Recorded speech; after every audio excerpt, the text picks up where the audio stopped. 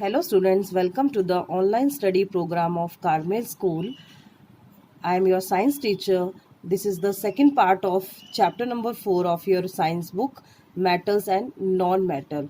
In first video, we will discuss the physical properties. Now in this video, we will discuss the chemical properties of metals and non-metals. Okay, let's start. First is the reaction with oxygen.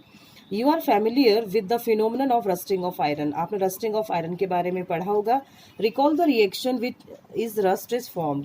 Reaction आपको याद recall करनी है जो हमने class 7th में पढ़ी थी, magnesium ribbon की, और आपको ये इक्वेशन को कंप्लीट करना है. Equation is iron that is Fe symbol है, प्लस ऑक्सीजन सिंबल है इसका O2, प्लस वाटर H2O. तो रिएक्शन के बाद जो कंपाउंड बनेगा वो क्या बनेगा हमारा Fe3O4 प्लस 4H2. ऐसे ही अगर हम मैग्नीशियम की रिएक्शन करेंगे ऑक्सीजन के साथ में तो कंपाउंड क्या बनेगा हमारा 2MgO that is magnesium oxide. Okay, magnesium oxide, magnesium oxide बनेगा. ये एक्टिविटी से हम थोड़ा सा और समझते हैं. Let's start the activity 4.3. Let us check the nature of rust formed as a result of the reaction between iron, oxygen and water. Collect a spoonful of rust and dissolve it in a very little amount of water. आपको थोड़ी सी rust इकट्ठी करनी है spoon के अंदर और उसको dissolve करना है थोड़े से पानी के अंदर. You will find that the rust remain suspended in water. आप देखेंगे जो रस्ट है वो पानी के अंदर एज इट इज रहेगी. Shake the suspension well. आपको जो सस्पेंशन है उसको अच्छी तरह से हिलाना है. Test the solution with red and the blue litmus paper. और आपको उसको रेड और ब्लू लिटमस पेपर के साथ में चेक करना है. So what do you observe, is the solution acidic और बेसिक. ओके, सो ये ऐसा ये आपका टेस्ट ट्यूब है और आपको ये अलग अलग रस्ट चेक करना है. ये रस्ट सस्पेंशन है इसके अंदर, टेस्ट ट्यूब के अंदर, और ये लिटमस पेपर स्ट्रिप आपको चेक करनी है. Now recall the activity of burning magnesium ribbon. The ash obtained on burning magnesium ribbon is dissolved in water and tested for its acidic and basic nature. Is the solution acidic or basic? How do you ascertain this? आप कैसे पता लगाएंगे कि वो acidic है या basic है. Acid और बेस के बारे में हम स्टैंडर्ड 7th में पढ़ चुके हैं. यानी कि अगर जो बेसिक नंबर है यानी कि 1, ये आपका सपोज एक लिटमस पेपर की स्ट्रिप है, अगर उसका जो पीएच है, पीएच स्ट्रिप है, अगर इसका पीएच 1 2 3 4 5 6 7 और ये 14, यहाँ पे आएगा आपका 8 9 10 11 12 13 14. अगर जो pH है वो 7 से कम आता है तो वो सब्सटेंस एसिडिक होते हैं, और अगर pH उनका 8 से ज़्यादा आता है तो वो सब्सटेंस बेसिक होते हैं, और जो 7 होता है वो न्यूट्रल होता है, वो न्यूट्रल होता है. तो इस तरीके से हम pH स्ट्रिप से भी मेज़र कर सकते हैं कि कौन सा सब्सटेंस एसिडिक है और कौन सा बेसिक है. You must have observe that the red litmus turns blue. आपने ये भी ऑब्जर्व किया होगा कि जो रेड लिटमस पेपर है अगर वो ब्लू में कन्वर्ट हो जाता है, so oxide of magnesium is also basic in nature. तो दैट मीन्स वो किस में आएगा, बेसिक नेचर आएगा ऑक्साइड ऑफ मैग्नीशियम का. In general the metallic oxide are basic in nature. और जो मेटेलिक ऑक्साइड होते हैं वो बेसिक होते हैं नेचर के अंदर. Okay, and let us now observe the reaction of non metal with oxygen. और ऑक्सीजन से आपको रिएक्शन करनी है. ओके, कौन कौन सी रिएक्शन होती है ऑक्सीजन की प्रेजेंस में. Let's start.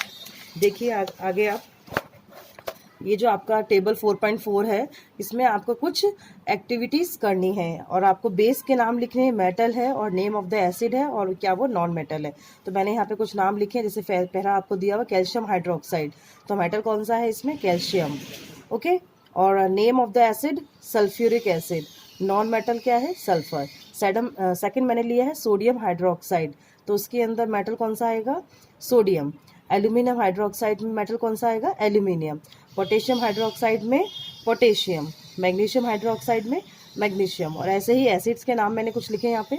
Nitric acid nitrogen, phosphoric acid phosphorus, hydrochloric acid hydrogen and carbonic acid carbon. Okay, so you have to complete this table. The name of the product formed in the reaction of sulfur and oxygen is sulfur dioxide. जो compound form होगा, reaction होगी sulphur plus oxygen, यानी कि sulphur का ये SO2. Okay, and when sulphur dioxide is dissolve in water, sulphurous acid is formed. और जब हम सल्फर डाइऑक्साइड को डिसॉल्व करते हैं पानी के अंदर तो सल्फोरस एसिड बनता है, दैट इज H2SO3। तो ये रिएक्शन आपको ध्यान रखनी है कि जब सल्फर डाइऑक्साइड यानी कि SO2 प्लस वाटर यानी कि पानी से रिएक्शन करेगा तो जो कंपाउंड बनेगा वो हमारा बनेगा sulphurous acid, that is H2SO3। The sulphurous acid turns blue litmus paper red.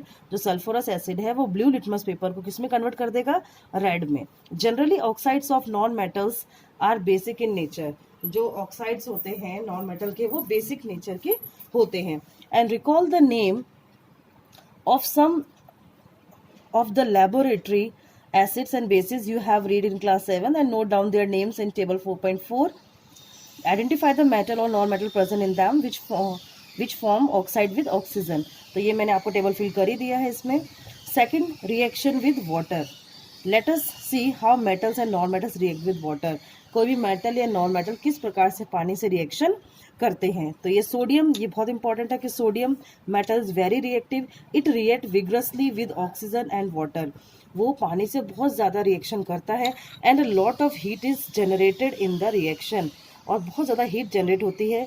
It is therefore stored in kerosene, इसीलिए सोडियम मेटल को हम कैरोसिन के अंदर स्टोर करके रखते हैं। Next, you observe that sodium react vigorously with water, some other metals do not do so. For example, iron reacts with water slowly. जो iron होता है वो धीरे धीरे रिएक्ट करता है पानी से। Generally non metals do not react with water, और जो नॉन मेटल्स होते हैं वो पानी से रिएक्शन शो नहीं करते। They may be very reactive in air, such non metals are stored in water. तो ऐसे नॉन मेटल्स को भी हम पानी के अंदर स्टोर करके रख सकते हैं।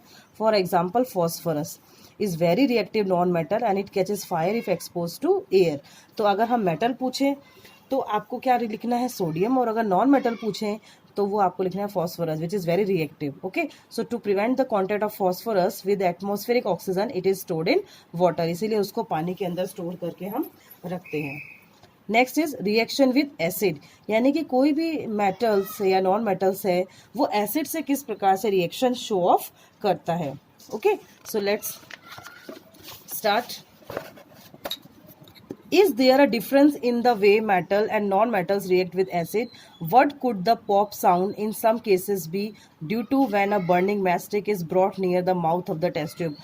अगर हम कोई जलती हुई मैस्टिक को लेकर आते हैं टेस्ट ट्यूब के पास में से, तो जो पॉप साउंड प्रोड्यूस होगा वो किसका होगा। You must have found that non metal generally do not react with acid.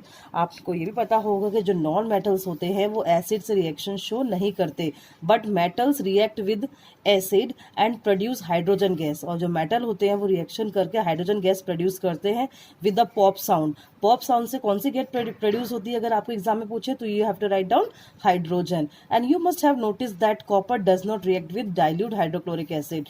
जो कॉपर है वो डाइल्यूट हाइड्रोक्लोरिक एसिड से रिएक्शन नहीं करता even on heating, but it react with sulphuric acid, और वो सल्फ्यूरिक एसिड से रिएक्शन करता है। तो सल्फ्यूरिक एसिड का फॉर्मूला क्या है, H2SO4। ओके, और हाइड्रोक्लोरिक एसिड का क्या है, HCl। Next, reaction with basis.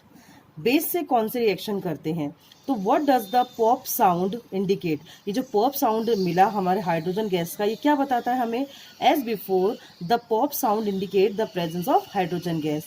ये हमने पहले ही पढ़ चुका है कि जो पॉप साउंड है वो हाइड्रोजन गैस हमें देती है। Metals react with sodium hydroxide to produce hydrogen gas. जो मेटल्स होते हैं वो सोडियम हाइड्रोक्साइड का फॉर्मूला क्या है, NaOH। जब वो रिएक्शन करते हैं मेटल से तो क्या मिलता है हमें, हाइड्रोजन गैस मिलता है। And reaction of non metal with bases are complex, और जो नॉन मेटल की रिएक्शन है वो बहुत कॉम्प्लेक्स रिएक्शन होती हैं। नाउ डिस्प्लेसमेंट रिएक्शन, देखो आपको नाम से समझ में आ रहा होगा, डिस्प्लेस यानी कोई चीज़ डिस्प्लेस होकर उसका नया रूप ले रही है। And recall the activity of the reaction between the copper sulphate and the iron you have performed in class 7। आपको रिकॉल करना है एक्टिविटी, ओके, जो हमने क्लास 7 में पढ़ी है।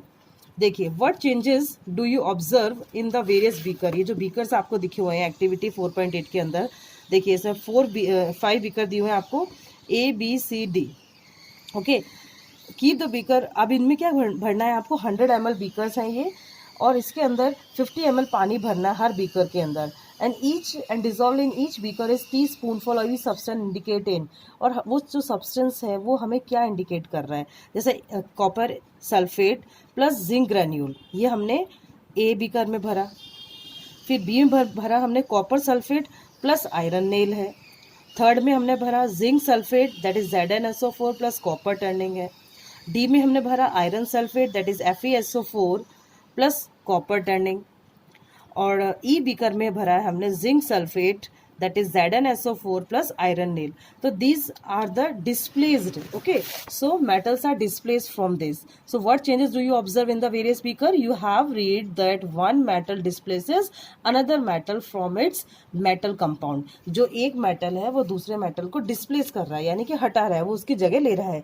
जैसे कि अगर हम एक बीकर की बात करें, in a beaker a zinc replace copper from copper sulfate. That is why the blue color of copper sulfate disappear and a powdery red mass of copper is deposited at the bottom of the beaker. जो blue color है वो अलग हो जाता है, यानी displace हो जाता है, और नीचे जो बीकर के अंदर ओके बॉटम में आपको पाउडरी रेड मास इकट्ठा हो जाएगा, वो आपको मिलेगा. तो रिएक्शन क्या होगी, copper sulphate that is CuSO4 plus zinc. Okay तो कंपाउंड क्या देखिए आप, तो जिंक सल्फेट बनेगा ZnSO4 और कॉपर अलग हो जाएगा, रेड कलर का जो कॉपर है वो डिस्प्लेस हो जाएगा. Now can you write down the reaction takes place in beaker B in a similar manner. तो ये जो रिएक्शंस आपको one by one carry on करनी है. तो जो पहली हैं वो कहती हैं I have understood the reaction taking place in beakers A and B but I am still confuse why there is no change in beaker C D and E, कि सी और डी और ई में क्यों चेंज नहीं हुआ. There could have been displacement of zinc by copper in beaker C and iron in beaker E. Similarly, iron could be displaced by copper in beaker D. Iron displace हो जाएगा.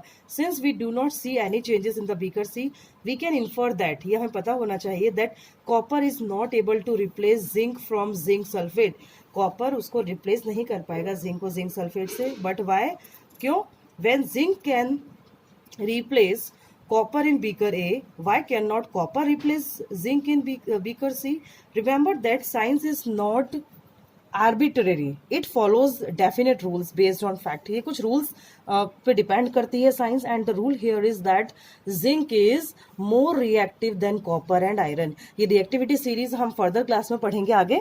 And a more reactive metal, ये आपको ध्यान रखना है अभी कि a more reactive metal can replace a less reactive metal, but a less reactive metal one cannot replace a more reactive metal. Okay, so reactivity series of metals हम standard 10th में और ज़रा डिटेल में पढ़ेंगे.